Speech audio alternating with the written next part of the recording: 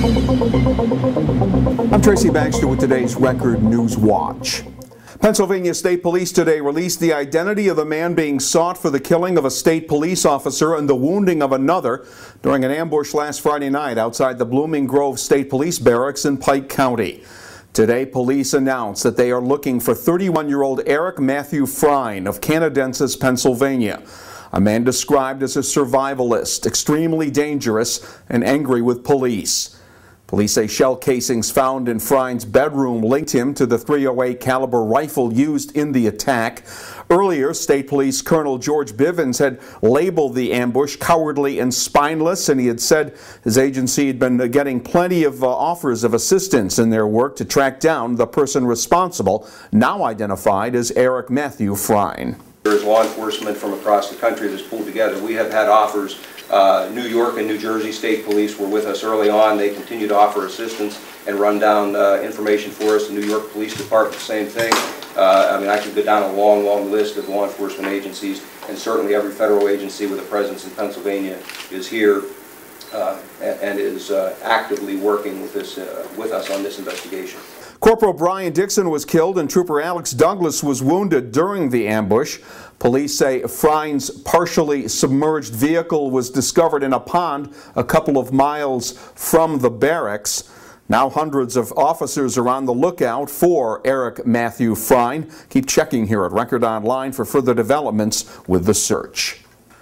Governor Andrew Cuomo was at SUNY New Paltz today announcing the third round of funding to be awarded through the NY SUNY 2020 Challenge Grant Program. And $10 million of the $55 million awarded is coming to SUNY New Paltz for the advancement of the engineering program on campus.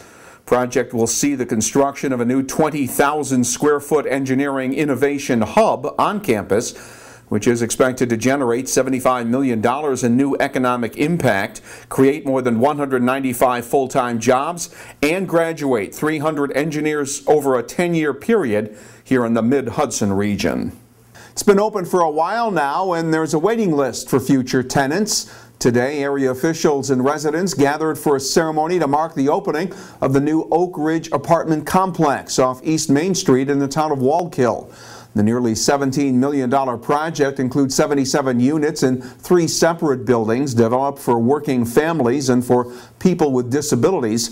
Jim DeStefano is the president of Occupations Incorporated, the not-for-profit agency that assists those with developmental disabilities. He says affordable, accessible apartments like those now offered at Oak Ridge are what the area desperately needs. The beauty of this is that these are funded to a large measure by private equity investment, and so therefore we are able to offer affordable housing to people with special needs and to workforce. We have some really great landlords, but they're not always able to accommodate some of the specialty requirements, and some people who are really involved, who really need extra special support, we're able to provide that here in these apartments. The cost was largely financed by more than $13 million in federal low-income housing tax credits, along with a $2.6 million loan from the Community Preservation Corporation.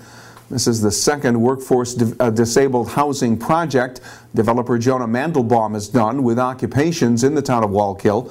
The first one, Sunrise Gardens Apartments on Fortune Road West, opened last year. An undercover investigation into the sale of cocaine and pharmaceuticals in the Kingston and Saugerties areas has resulted in the arrest of a Kingston woman. Detectives with the police departments in the towns of Ulster and Saugerties, along with Kingston's Special Investigations Unit, apprehended 20-year-old Kristen Drake after police say she sold coke to an undercover officer and had numerous oxycodone and morphine tablets in her possession. Drake was charged with felony sale and possession of a controlled substance. She's currently being held in Ulster County Jail on $25,000 bail.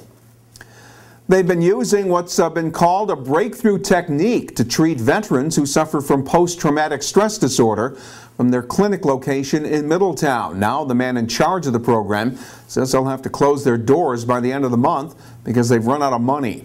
A $300,000 state grant got the Research and Recognition Project Treatment Center up and running from an office on Ridge Street back in October. The clinic's chief psychologist, Dr. Frank Bork, says 28 veterans have been treated with what he called unbelievably successful results.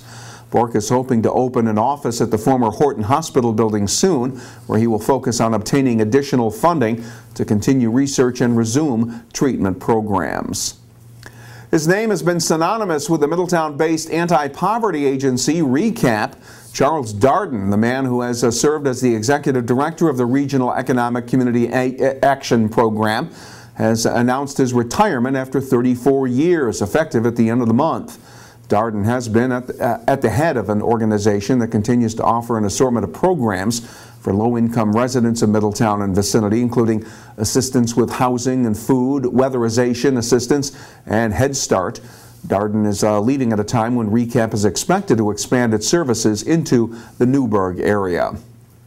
And Randall Airport in Middletown is getting a financial shot in the arm. It's been announced that the airport will be getting a federal Department of Transportation grant totaling more than $445,000. Money will be used to pay for the rehabilitation of worn-out runways and for the acquisition of more than 3 acres of adjacent land for future airport development. The airport's home to single-engine planes and ultralights and is busiest on weekends with glider rides and hot air ballooning. Aerodrome Development owns Randall Airport. Its CEO, Charles Brody, says the federal DOT funding will allow them to rehab taxi lanes for improved public access. Sunshine will dominate our weather over the next couple of days. After a cool morning, Wednesday will be mostly sunny and pleasant, with temperatures getting up into the lower 70s.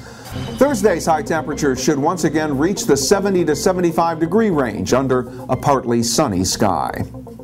Stay connected to your community and your world by reading the Times-Herald Record, and keep clicking here at Record Online throughout the day to stay on top of news when it breaks. For Record Newswatch, I'm Tracy Baxter.